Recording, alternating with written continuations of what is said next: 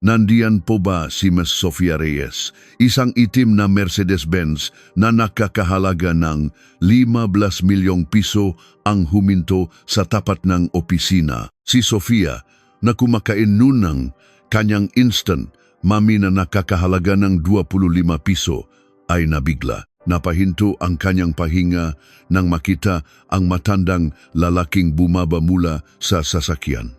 Siya ang matandang lalaking natakpuan niyang nakahandusay sa isang maulang gabi ilang araw na ang nakalipas.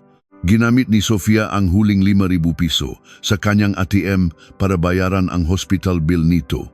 Kahapon lang, sinigaw-sigawan siya at pinalayas na parang aso, pero ngayon, ibang-iba na ang lahat. Mamahaling business suit, makintab na sapatos na katad at isang high-end na leather briefcase sa kanyang kamay. Ang buong opisina ay tumahimik at nagmasid. Ano kayang himala ang nilikha ni 5,000 piso at anong kinabukasan ang naghihintay para kay Sofia? Bago magsimula ang kwento, samahan ninyo kami sa pamamagitan ng pag-subscribe at pag-like. Pasado alas 7 ng gabi, lampas na sa oras ng uwian, ang isang makitit na eskinita sa gilid ng Makati ay siksikan sa mga sasakyang pauwi at ang buhos ng ulan mula sa langit ay mas malakas pa kaysa sa inaasahan. Walang payong, isang babaeng nakasuot lang ng manipis na kapote ang lumabas habang yakap-yakap ang kanyang briefcase. Siya si Sofia, 28 taong gulang. Si Sofia ay isang empleyado sa isang maliit na interior design firm na may humigit kumulang 30 manggagawa. Araw-araw siyang nag-overtime, pero maliit lang ang sahod kaya palagi siyang nagtitipid. Ngayong araw, habang inilalagay ang tambak na papeles na iniabot ng kanyang boss sa bag, bumulong siya sa sarili. Bukas ng umaga ko na lang to ipapapirma, uwi na ako. Itinaas niya ang zipper ng kanyang kapote hanggang leg at nakmamadaling lumabas ng gusali. Ngunit sa kabilang eskinita, isang kakaibang tanawin ang pumukaw sa kanyang pansin. Isang tao ang naglalakat ng paggewang-gewang bago mawalan ng balanse. Sa una, nilayon ni Sofia na lampasan na lang ito. Alam niya na sa panahon ngayon, ang pakikialam sa problema ng iba ay maaring magdulot lang ng perwisyo. Ngunit nang makita niyang bumaksak ang tao sa harap ng tawiran, napahinto ang kanyang paa. Nang lumapit siya, nakita niya ang isang lalaking nasa mahuling taon ng kanyang 60 hasas. Basang-basa ng ulan ng kanyang damit at may dumadaloy na dugo mula sa kanyang kamay. Marahil ay nasugatan siya ng bumaksak. Maputla ang mukha ng matanda at ang kanyang mata ay malabo at walang pokus. Ang madumadaan ay sumusulyap lang bago makmadaling umalis. Isang babaeng nasa katanghaliang gulang na may payong ang huminto sandali at nagsabi, "Puwede namang tumawag ng 911 yan, bakit diyan pa siya umupo?" At umiling na lang ito bago nagpatuloy sa paglakad. Sumikip ang dibdib ni Sofia habang pinagmamasdan ng eksena. Lalong lumalakas ang ulan at ang matanda ay nakayuko lang, tila sinusubukang protektahan ang sarili mula sa mga patak. Matapos mag-alinlangan, lumuhod si Sofia sa tabi ni matanda. Hinubat niya ang kanyang kapote at ipinatong sa balikat nito bago marahang nagsalita. "Lolo, okay lang po kayo? Patingin pong kamay ninyo." Dahan-dahang itinaas ng matanda ang kanyang ulo. Bagamat mulat, tila hindi nakapokus ang kanyang mata. Nangingitim ang kanyang labi at bahagyang nanginginig ang buo niyang katawan. "Nasaan? Nasaan ako? Saan ang bahay?" Hirap at pautal-utal ang pagsasalitang ng matanda, tila nawawala siya sa sarili. Sa pag-aalala, hinawakan ni Sofia ang kamay ng matanda. "Napakalami nito, parang yelo. Kailangan po nating pumunta sa ospital. Tutulungan ko po kayo." Tumayo si Sofia at kumaway sa mga dumadaang sasakyan. Sinusubukang pumara ng taxi. Ang unang taxi ay dumaan lang. Ang pangalawa ay bumagal. Ngunit nang makita ang matanda, bumilis muli ito at lumayo. Sa pagdating ng ikatlong taxi, Tumakbo na si Sofia sa gitna mismo ng kalsada. Napapreno ng bigla ang taxi at ibinaba ng driver ang bintana at sumigaw, "Miss, delikado yang ginagawa mo." Bigla ka na lang tumatakbo sa gitna. "Sorry po, Manong. May emergency po. Yung matanda po dun nahimatay. Sa pinakamalapit na hospital po, please." Kumunot ang noong taxi driver nang makita ang basang matanda. Siguradong mababasa ang kanyang upuan. Ngunit nang makita ang nagmamakaawang mukha ni Sofia, wala siyang nagawa kundi buksan ang pinto. "Sige na, isakay mo na. Pero pak nabasa ang upuan ko, may dakdak bayat yan sa paglilinis." Inalalayan ni Sofia ang matanda papasok sa taxi. Patuloy na bumubulong ang matanda ng mga salitang hindi maintindihan. Nang umandar ang taxi, nakahinga ng maluwag si Sofia. Ang 15 minutong biyahe papuntang ospital ay parang isang oras. Ang matanda ay paulit-ulit na pumipikit at dumidilat. Kaya patuloy siyang kinakausap ni Sofia para hindi ito mawalan ng malay. "Lolo, konting tiis na lang po. Malapit na tayo. Mayroon po ba kayong kamag-anak na pwedeng tawagan?" Ngunit isang matamlay na ngiti lang ang isinagot ng matanda. Nakaramdam ng lungkot si Sofia sa ngiting iyon. Sa wakas, nakarating sila sa ospital. Sa entrance ng emergency room, humingi ng tulong si Sofia at agad na lumabas ang mga medical staff para isakay ang matanda sa isang wheelchair. Sa loob, isang nurse ang nagtanong, "Kayo po ba ang guardian?" "Hindi po. Nakita ko lang po siyang nakahandusay sa kalsada." "May contact number po ba kayo ng pamilya niya?" "Wala po." Malabo po kasi ang isip niya. Lumapit ang isang doktor at sinuri ang matanda. Masyadong mababa ang blood sugar niya. May dehydration din. At base sa pagkalimot niya, posibleng may early signs of dementia. Kailangan nating mag-administer ng e-fluids at magsagawa ng masusing pagsusuri. Bumalik ang nurse. "Hindi po namin siya may register kung walang guardian. Baka po may ID siya." Nag-alala si Sofia. Kahit anong kapkap niya sa bulsa ng matanda, wala siyang nakita. Ngunit ayaw niya itong iwanan ng walang lunas. Matapos ang ilang sandaling ng pag-isip, kinuha niya ang kanyang wallet. "Ako na po muna ang mahbabayat. Sigurado pong darating ang pamilya niya mamaya. Abutin po ng mga 5,000 piso. Okay lang po ba sa inyo?" Inabot ni Sofia ang kanyang card. Nang makita ang numerong 50,000 sa screen ng terminal, bahagya siyang nangini. Para kay Sofia, na nabubuhay sa sahot na laging kapos, ang 5,000 piso na iyon ang huling pera niya. Mukhang instant noodles na lang talaga ang kakainin niya hanggang sa susunod na sahod. Gayunpaman, pinindot niya ang enter. "Heto po ang resibo. Itago niyo po ng maigi para makuha niyo ang bayad sa pamilya niya mamaya." Kinuha ni Sofia ang resibo at lumabas ng ER. Umuulan pa rin sa labas.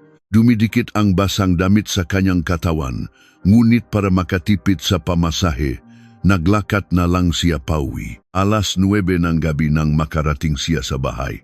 Pagbukas niya ng pinto ng kanyang studio unit, bumaksak siya sa sofa. Hindi na niya nagawang magpalit ng damit bago kunin ang kanyang telepono. May text message. "Card transaction. Averti 5,000. Manila Medical Center." Napabuntong hininga si Sofia. Nang tingnan niya ang kanyang bank balance, halos wala nang natira para pagtiyagaan hanggang sa susunod na sahod. Ngunit sa di malamang dahilan, wala siyang pagsisisi. Ang mahalaga, ligtas siya. Okay na yun. Iyon ang sabi niya sa sarili bago ipikit ang mga mata. Pagod na pagod siya. Kailangan pa niyang pumasok bukas, tapusin ang napapeles, ngunit ang kanyang katawan ay parang may pabigat na 1 tonelada. Nang gabing iyon, nanaginip si Sofia sa isang maulang kalye. May isang taong nag-abot ng kamay sa kanya. Nang hawakan niya ito, naramdaman niya ang isang mainit na pakiramdam. Hindi niya alam kung kaninong kamay iyon, ngunit gumaan ang kanyang pakiramdam. Kinabukasan, 30 minuto mas maaga kaysa sa dati siyang gumising. hindi siya nakatulog ng maayos. Ang imahe ng matandang iniwan niya sa ospital ay paulit-ulit na bumabalik sa kanyang isipan. Isang mabigat na pag-aalala ang dumagan sa kanya paano kung may nangyaring masama sa kanya kagabi. Nagmamadaling nagbihis si Sofia at umalis ng bahay. Naisip niyang dumaan muna sa ospital bago pumasok sa trabaho. Alas 8 ng umaga, mas kalmado ang kumpara kagabi. Lumapit si Sofia sa informasyon desk at marahang nagtanong, "Excuse me po, yung matandang lalaki po na dinala dito kagabi, yung basang-basa ng ulan, maga late 60s po, mababa raw ang blood sugar." Tiningnan ng nurse ang computer at kumunot ang nu. Yung pasyenteng yun po, umalis na po siyang mag-isa kaninang maalas 4 ng madaling araw. Nanlaki ang mata ni Sofia. Tiningnan niya ang nurse na may halong pagtataka. Po, mag-isa siyang umalis, wala po siyang kasama. Naggibit balikat ang nurse. Pinigilan po namin siya, pero giit niyang kailangan na niyang umalis. Mukha namang maayos na siyang maglakad. Sabi rin po ang doktor, malaki na ang igininhawa niya pagkatapos ngang ifedrip, huwag na po kayong mag-alala. Gulat na gulat si Sofia. Alas 4 ng madaling araw, saan naman kaya siya nagpunta? May kinuha ang nurse mula sa drawer. Pinabibigay po pala niya ito. Kayo po yung nagbayad ng bill kagabi, di ba? Iniabot ng nurse ang resibo ng ospital at isang maliit na piraso ng papel. Kinuha ni Sofia ang papel na may nanginginig na kamay. Nakasulat dito, sa pamilyar ngunit nanginginig na sulat kamay, babalik ako. Salamat sa pagligtas sa akin, E. de la Cruz. Mayos ang pagkakasulat ngunit bahagyang nanginginig. Marahil ay isinulat niya ito habang hindi pa lubusang nakakabawi. Itinago ni Sofia ang papel sa kanyang bag at umalis ng ospital. Magulo ang kanyang isipan. Mukhang ligtas naman siya pero mayroon pa ring bahid ng pag-alala sa kanyang puso. Eksaktong alas 9 siya nakarating sa opisina. Lumapit ang kanyang katabi sa mesa. "Uy, Sofia, nakita kita kagabi. Basang-basa kang ulan. May buhat-buhat ka pang matanda pa sa kaing taksi. Anong nangyari?" Bago pa man makasagot si Sofia, sumingit ang isa pang katrabaho. "Naku, totuba, karamihan sa maganyan ngayon, drama lang, modus yan para makahingi ng pera, baka naskam ka pa niyan." Umiling lang si Sofia. Nakakapagod magpaliwanag at ayaw na niyang ikuwento ang mga nangyari. Sakto namang bumukas ng malakas ang pinto ng opisina ng boss at lumabas si Mr. Santos. Punong ng inis ang kanyang mukha. "Anong chismisan? Yan pakakaaga-aga. Magtrabaho kayo." Nagmamadaling bumalik sa kani-kanilang pwesto ang empleyado. Tinitigan ni Mr. Santos si Sofia. "Miss Reyes, ano raw ang nangyari sa'yo kagabi? Namulot ka raw ng pulubi sa kalsada?" Akmang magsasalita si Sofia nang itinaas ni Mr. Santos ang kamay para pigilan siya. Sa panahon ngayon, siyam sa 10 taong nakahandusay sa daan ay modus lang yan. Sa susunod na makakita ka ang ganyan, lampasan mo lang, hindi tayo charity. Mahinahon sumagot si Sofia. "Pero sir, kahit hindi po ako, may ibang tao pa ring dapat tumulong." Namula ang mukha ni Mr. Santos. Ngunit bago pa siya makapagsalita, sumabat ang isa pang empleyado. "Wow, yamanin, yung taong kumakain lang ng pancit canton kahapon, naglabas ng 5,000 para sa estranghero. Ate, nagpapanggap ka lang palang mahirap, no?" Nagtawanan ang buong opisina. Si Sofia lang ang hindi tumawa. Kinagat niya ang kanyang labi at tumitik na lang sa computer screen. Ang reflection kanyang sarili sa screen ay mukhang maputla. Nang magtanghalian, pumunta si Sofia sa isang convenience store. Bumili siya isang cup instant mami. Habang naghihintay ng 3 minuto, tiningnan niya ulit ang kanyang transaction history. 25,000. Iyon sana ang budget niya para sa pagkain sa buong buwan. Mukhang noodles na lang talaga ako hanggang sahod, bulong niya sa sarili. Ngunit wala siyang pagsisisi. Hanggat nakawi ng ligtas ang matanda, sapat na iyon. Buong hapon, sinubukan ni Sofia na mag-focus sa trabaho, pero hindi niya magawa. Paulit-ulit na sumasagi sa isip niya ang maliit na papel, ang pangalang E. De la Cruz, ang nanginginig na sulat kamay at ang pangakong babalik siya. Makikita pa kaya sila ulit. Pag-uwi niya, kinuha niya ulit ang papel mula sa kanyang bag. Sa ilalim ng ilaw ng poste, mas naging malinaw ang sulat. Base sa kurbada ng mga letra, tila isang edukadong tao ang nagsulat nito. Mukha namang hindi siya masamang tao, sabi niya sa sarili. Pagdating sa bahay, maingat niyang itinago ang papel sa drawer. Hindi niya magawang itapon. Noodles na naman ang kanyang hapunan. Habang hinihipan ang mainit na sabaw, naisip ni Sofia, anuman ang sabihin ng mga katrabaho niya, tama ang kanyang ginawa. Hindi niya kailangang ikahiya ang pagtulong sa kapwa. Nang gabing iyon, tumunog ang kanyang telepono. Isang notification mula sa group chat ng opisina. Bukas, 10 AM, meeting sa Maharlika Realty. Lahat dapat naka-business attire. Ang Malate, Kaltas Sahod, Maharlika Realty, ang pinakamalaking real estate developer sa bansa. Binuksan ni Sofia ang kanyang aparador at inilabas ang kanyang lumang business suite. Habang pinaplansa ang ngalukot, naisip niya mukhang mahalaga ang araw bukas. Ngunit sa di malamang dahilan, kumakabok ang kanyang dibdib. Hindi lang dahil sa meeting sa isang malaking kumpanya. Mayroon siyang pakiramdam na may espesyal na mangyayari. Nakahiga sa kama, tumitik siya sa kisame. Muling naglaro sa isip niya ang mukha ng matanda. Ang maputlang mukha na basang-basang ulan, ang malabong nga mata at ang malamig na kamay, nakauwi kaya siya ng ligtas. Ginoong de la Cruz, mahina niyang binikas. Bakit kaya tumatak sa isip niya ang pangalang iyon? Walang magabituin sa madilim na langit. Tila ulan na naman bukas. Ipinikit ni Sofia ang kanyang mata. Umaasang magiging maayos ang meeting. At umaasang balang araw, makikita silang muling matanda. Ngunit hindi niya alam na sa meeting bukas, isang espesyal na tao ang kanyang makikilala. At ang pagkikitang iyon ang babago sa takbo ng kanyang buong buhay. Kinabukasan, abala ang buong opisina. Ibang-iba ang kapaligiran. Nag-ayos ng mesa ang mga empleyado. Inaayos ang mga kurbata sa harap ng salamin sa banyo. Araw ng mahalagang meeting sa Maharlika Realty.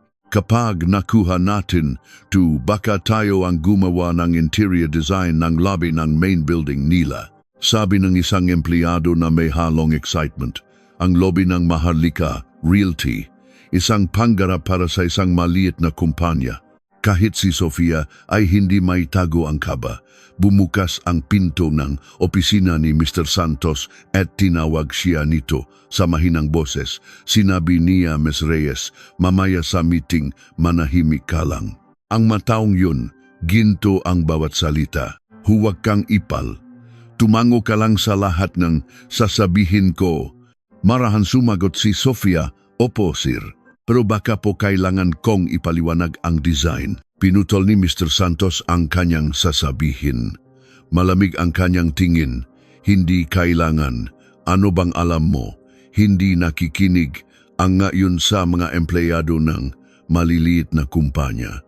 Manahimik ka na lang. Naintindihan mo? Hinagat ni Sofia ang kanyang labi. Ang nga presentasyon na pinakpuyatan niya ay tila bumigat sa loop ng kanyang bag. Eksaktong 10:00, isang itim na sedan ang huminto sa tapat ng opisina. Isang lalaking nasa early 30s ang bumaba.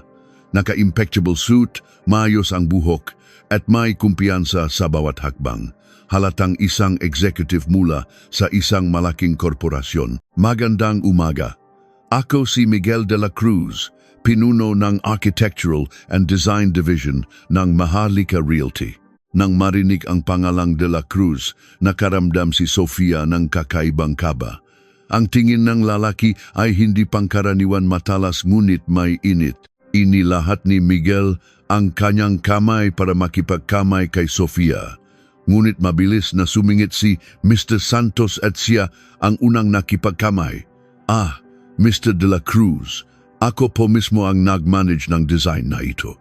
Hayaan niyo pong ako na ang makpaliwanag."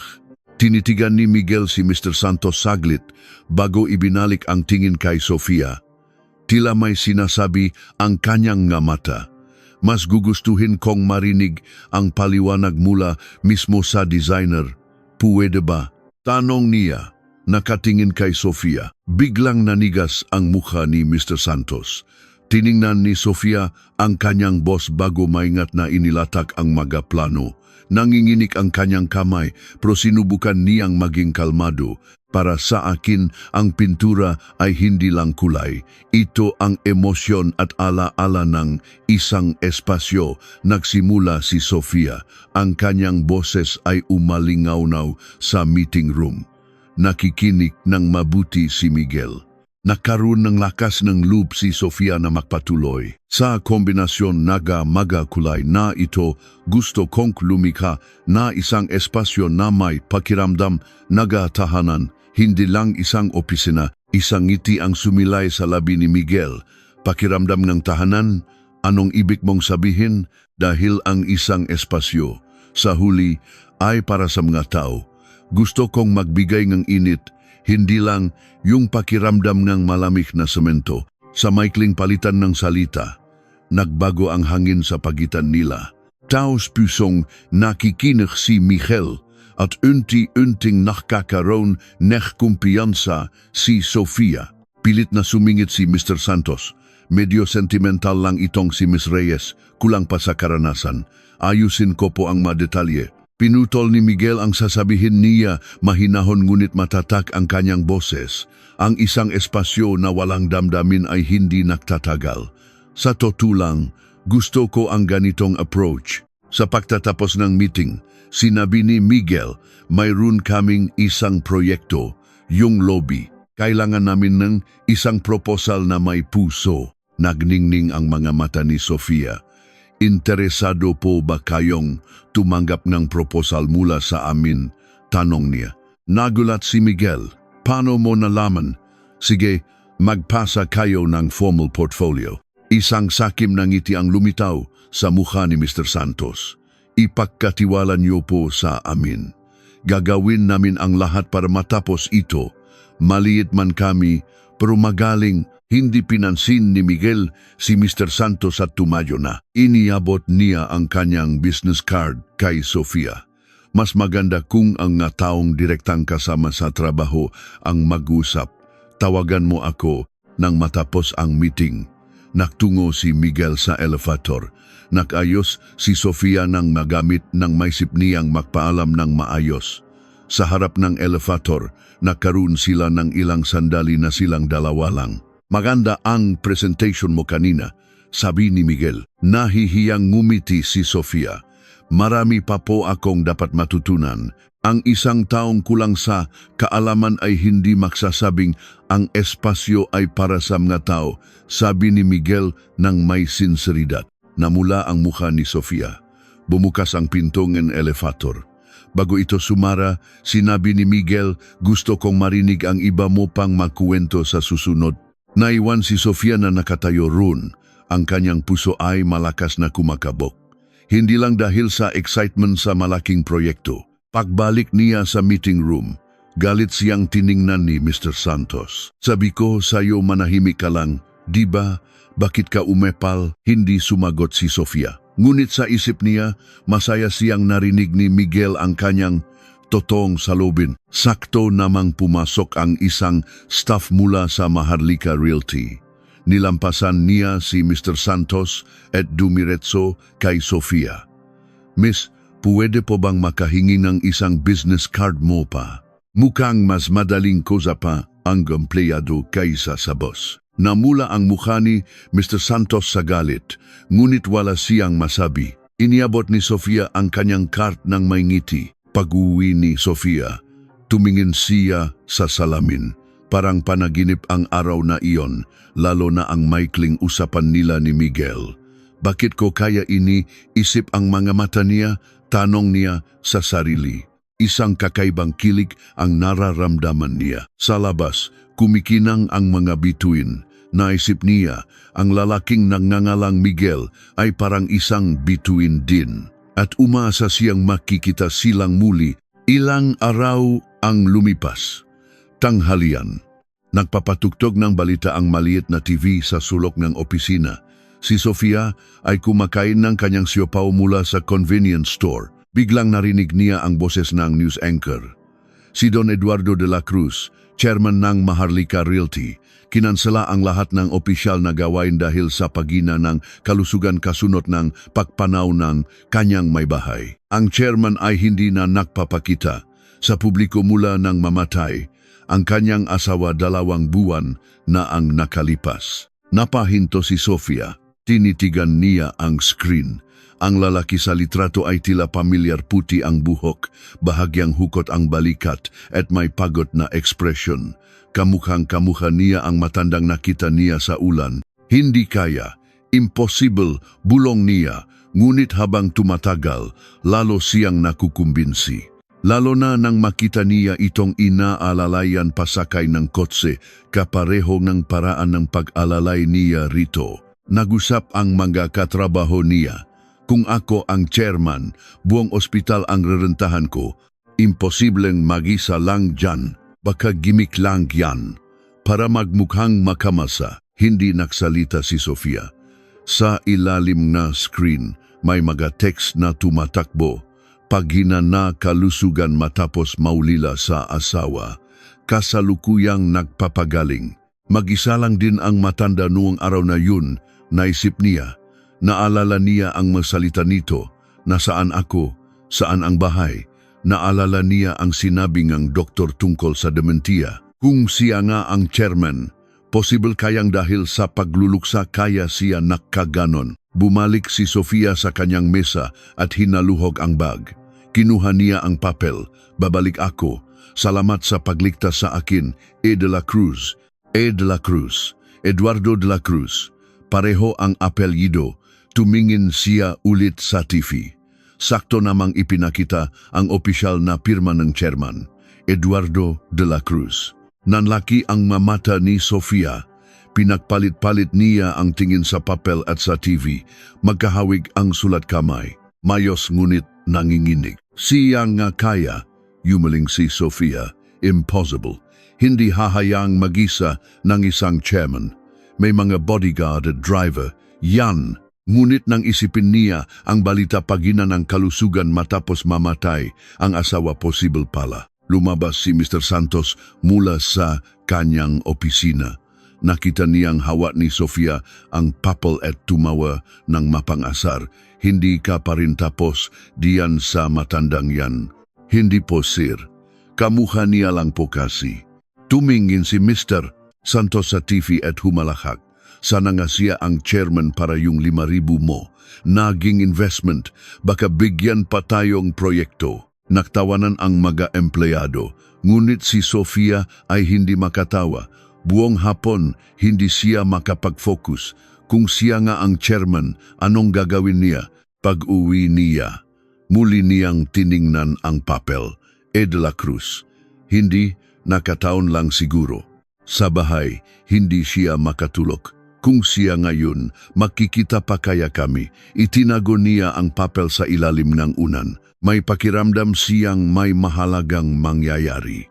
Hindi niya alam na ilang araw lang, babalik nga ang matanda sa isang paraan na hinding-hindi niya inaasahan. Sabado ng umaga, 7:00. Maagang gumising si Sofia para sa kanyang buwanang volunteer work, pagpipinta ng mural sa isang komunidad. Ngayong araw, sa isang lumang barangay sa Quezon City sila magpipinta. Pagdating niya, nagulat siya sa kanyang nakita. 5 itim na van na may logo ng Maharlika Realty ang nakaparada. At bumababa mula sa isa sa mga ito ay isang pamilyar na mukha, si Miguel de la Cruz. Naka-jeans at gray hoodie siya, iba sa karaniwan niyang suot, ngunit mukha paring elegante. Nakita rin siya ni Miguel. Isang ngiti ang sumilay sa kanyang mukha. Nakita na naman tayo rito, bati niya. Mas masaya palang makita ka sa labas ng opisina. Nagulat at natuwa si Sofia. Nagvo-volunteer din po pala kayo, sir. Napakamot sa ulo si Miguel. Sabi ni Papa, kailangan ko raw lumabas sa opisina para makita ang totoong mundo. Sa edad kong to, pinapagalitan pa rin ako. Nagsimula na ang trabaho. Si Sofia ang gumawa ng sketch habang si Miguel ay sumali sa grupo NGMG Nagpipinta. Lumapit ang MGG, bata sa komunidad para manood. Isang bata ang sumigaw, "Ate, gawin mong mas asul yung langit." Ngumiti si Sofia at ginawa ito. Pinapanood sila ni Miguel. Hinubat niya ang kanyang mamahaling jacket, itinaas ang manggas ng kanyang puting polo at kumuha ng malaking brush. "Sir, bago po yata yang damit nyo, mahirap pong tanggalin ang pintura," sabi ni Sofia. Nagkibit balikat lang si Miguel. "Okay lang. Sa susunod, magdadala ako ng work clothes. Terno tayo." Namula ang mukha ni Sofia. Tila nagulat din si Miguel sa sinabi niya. Naktawanan ang nga bata. Nang magtanghalian, naupo sila sa tabingang pader na kanilang pinipintahan. "Ang galing mo pala," sabi ni Miguel. "Mukhang sanay ka na sa ganito." "Isang beses sa isang buwan lang po. Nakakatulong po ito kapag magulo ang isip ko." "May problema ka ba?" tanong ni Miguel. Kanina ka pa malalim ang iniisip. Nag-alinlangan si Sofia bago nagsalita. "Ilang araw na po ang nakalipas, may tinulungan akong matanda sa daan. Dinala ko po siya sa ospital, pero umalis siyang mag-isa ng madaling araw. Hanggang ngayon, nag-aalala pa rin ako kung nakauwi ba siya ng ligtas." Naging seryoso ang tingin ni Miguel. Mapanganib talaga kapag mag-isa lang ang mamatatanda, lalo na sa ganitong panahon. Sana ligtas siya. Nakatinginan sila. Pareho nilang hindi alam na isang tao lang ang kanilang pinag-alala. Nang hapon, natapos ang mural. Isang malaking puno, mga ibon, at mga batang nakangiti ang pumuno sa dating kulay abong pader. Biglang dumating ang isang reporter mula sa isang lokal na pahayagan. "Mari po bang kumuha ng group picture?" Pumila ang mga empleyado ng Maharlika sa harap ng mural. Bago kunan ng litrato, tinawag ni Miguel si Sofia. "Sofia, sama ka. Ikaw ang bida rito. Ikaw ang nag-design nito." Tumabi si Sofia kay Miguel. Ilang beses nakislap ng kamera. Hindi nila alam na ang litratong iyon ay magiging isang mahalagang ebidensya sa hinaharap. Pagkatapos ng volunteer work, nagsimulang umulan ng malakas, walang payong. Sumilong si Sofia sa isang waiting shed. Nakita siya ni Miguel habang nagmamaneho. "Sofia, sakay na. Ihahatid na kita." Ngumiti si Sofia at umiling. "Okay lang po. Masarap maglakad sa ulan. Nakakalinis, no isip." Tinitigan siya ni Miguel, isang babaeng tunay na nagagalak sa simpleng bagay, lalo siyang humanga. "Sige, mag-ingat ka. See you soon." Pag-uwi ni Sofia, nagtimpla siya ng mainit na tsaa. Ano kayang ginagawa ni Miguel ngayon? Naisip niya, biglang tumunok ang kanyang telepono, isang hindi kilalang numero. "Hello, si Miss Sofia Reyes po ba ito?" "Mula po ito sa opisina ng Maharlika. Pwede po bang mahingi ang email ninyo para sa mga litrato kanina?" Naktaka si Sofia, pero ibinigay niya. Bakit kaya ang opisina pa mismo nila ang tumawag para lang sa litrato? Isang linggo ang lumipas. Isang maulang hapon, mga 3:00, biglang bumukas ang pinto ng opisina. Nakatayo roon ang matandang tinulungan ni Sofia. Magulo ang damit, basang-basa, at may hawak na plastic bag. "Nandito ba yung dalaga na tumulong sa akin?" Nanginginig ang boses niya. Tumayo si Sofia. "Lolo, bakit po kayo nandito? Okay lang po ba kayo?" Isang matamlay na ngiti ang lumitaw sa mukha ng matanda. "Binayaran mo ang ospital ko. Kaya nandito ako para magbayad. Tanggapin mo to." Iniabot niya ang plastic bag. Sa loob, May 1,500 piso na nakabalot sa diaryo at isang bote ng tila homemade na likido. May sulat kamay sa bote. Salabat. Ako mismo ang gumawa niyan. Mabuti yan sa ubo. Naiyak si Sofia. Kahit sa kalagayan niya, nag-abala pa siyang pumunta. Biglang bumulong ang isang katrabaho. Yung scammer na sinasabi ni Sir kahapon, nakbalik pa. Sakto namang tumayo si Mr. Santos, punong ng inis. Ano to? Akala niyo babahay ampunan to? May trabaho kami, umalis ka na. Nagulat ang matanda. Nagmamadaling namagitan si Sofia. Sir, siya po yung kinukwento ko sa inyo. Wala akong pakialam, sigaw ni Mr. Santos. Sabi ko na sa'yo modus yan, di ba? Alis, nanginginig na umiling ang matanda. Hindi po, Totu. Tinulungan niya ako. Pero hindi nakinig si Mr. Santos. Pumunta siya sa pantry, kinuha ang isang lalagyan ng asin at sinabuyan ng matanda. Para sa mga malas na tulad mo, umalis ka at huwag ka nang babalik. Namutla ang matanda. Puno ng asin ang kanyang buhok at damit. Nanlaki ang mamata ni Sofia sa galit at awa. Sir, tama na po. Paano niyo po nagagawa yan sa isang matanda? Anong pakialam ko kung matanda siya? Perwisyo lang yan. Niyakap ng matanda ang plastic bag at tumalikod. Pasensya na sa abala. Hindi nanakati si Sofia. Sinundan niya ang matanda at hinawakan sa braso. Lolo, ihahatid ko po kayo sa labas. Pinakpagan niya ang asin sa damit ng matanda. Ipinayong niya ito kahit nababasa siya. Dinala niya ito sa sakayan ng bus. Lolo, hindi niyo na po kailangang makbayad. Ang mahalaga po, malusok kayo. Isang matamlay na ngiti ang isinukot ng matanda. Mabait kang bata. Minsan, nawawala talaga ang isip ko. Mula nang hinawakan ni Sofia ang kamay nito. Huwag na po kayong lalabas kapag umulan ha. Pangako po yan. Tumango ang matanda. Babalik ako. Babayaran kita ng maayos. Nang dumating ang bus, tinulungan niya itong sumakay. Kumawi siya hanggang sa mawala ito sa paningin. Naiwan siyang mag-isa, basang-basa ng ulan, sa dikalayuan.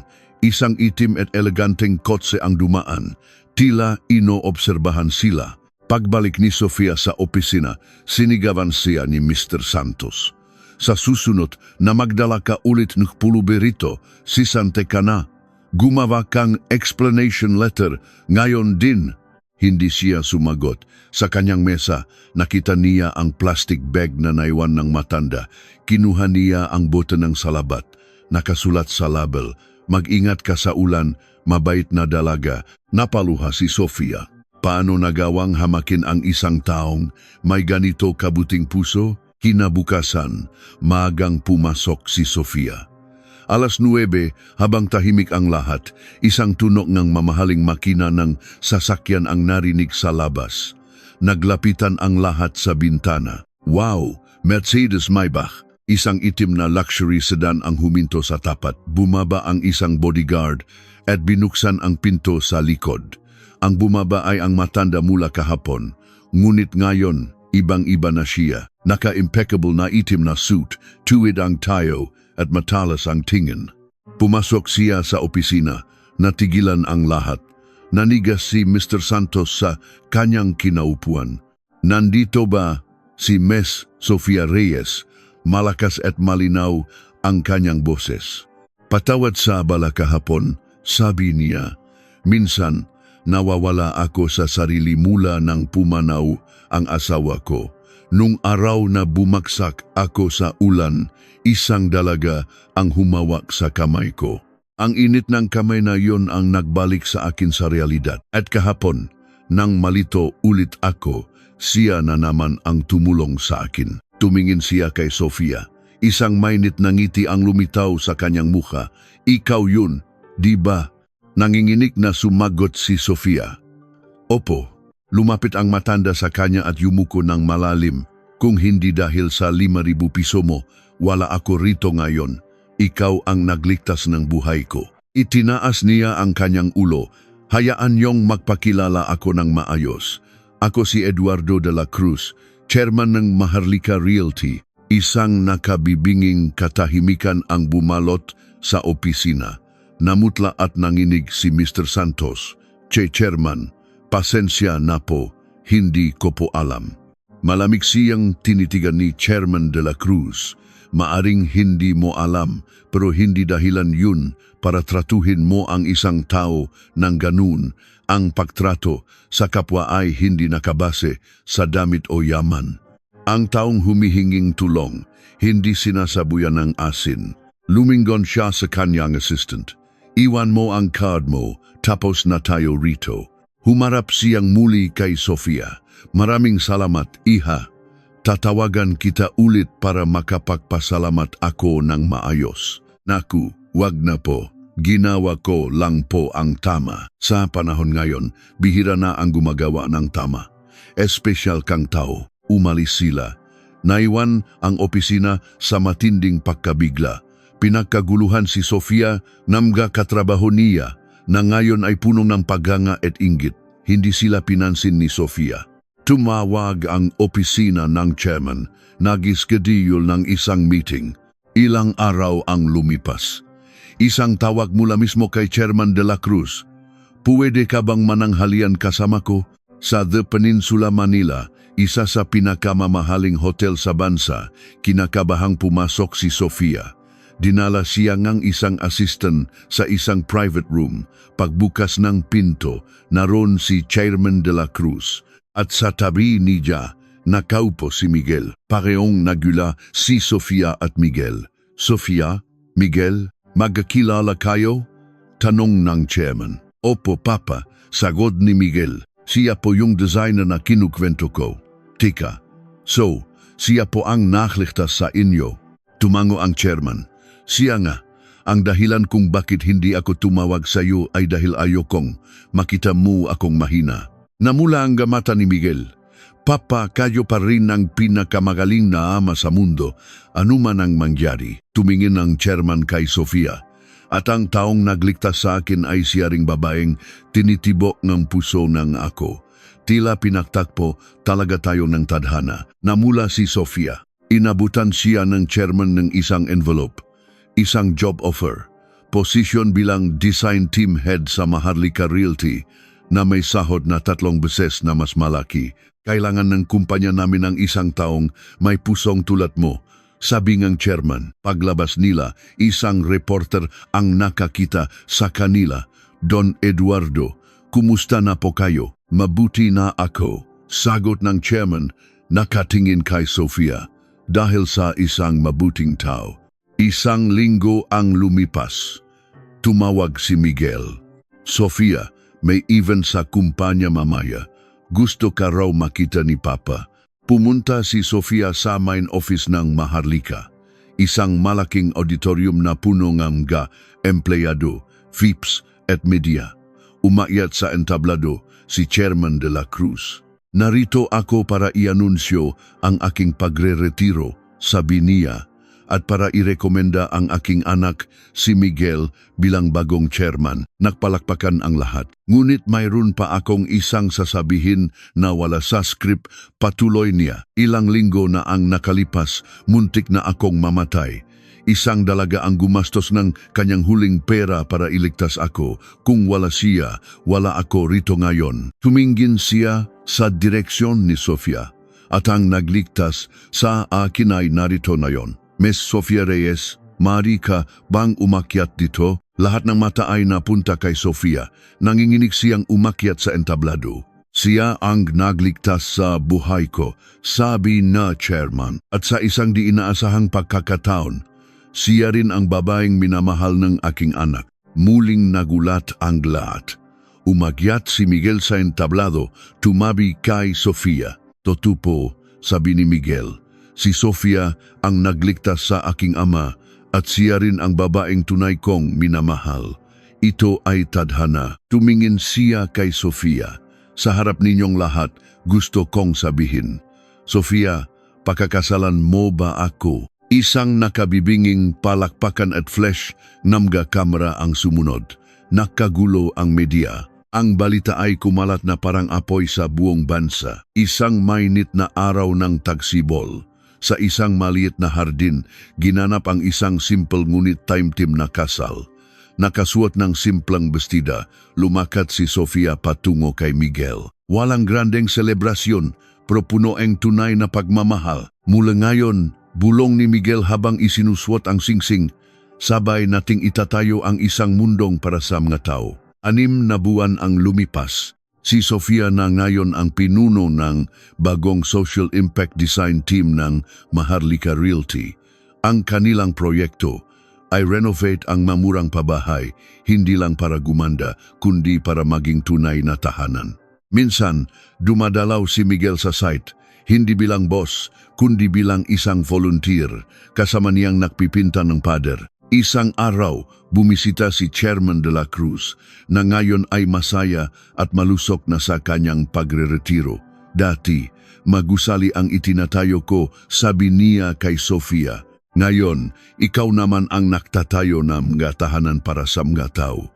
Isang maulang araw, nakita ni Sofia ang isang matandang babae na nag-abang ng bus.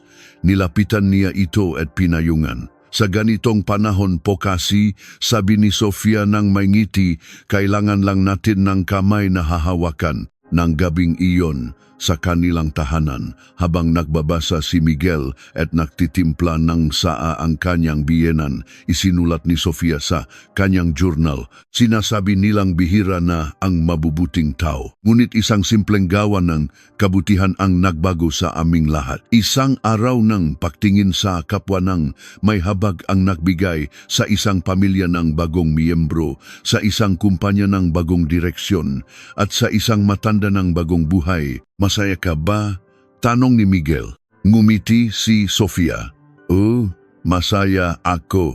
Ang himalang nilikha ng 5,000 piso ay hindi isang katapusan, kundi isang simula. Ang simula ng pagbuo ng isang mundo kung saan ang tao ay tunay na para sa kapwa. Salamat sa iyong pakikinig sa kwentong ito. Kung saan ka man sa mundo, mag-iwan ng komento para mabati kita. Naway magkaroon kang isang masaya at malusok na araw. Makita-kita tayo sa susunod na kwento.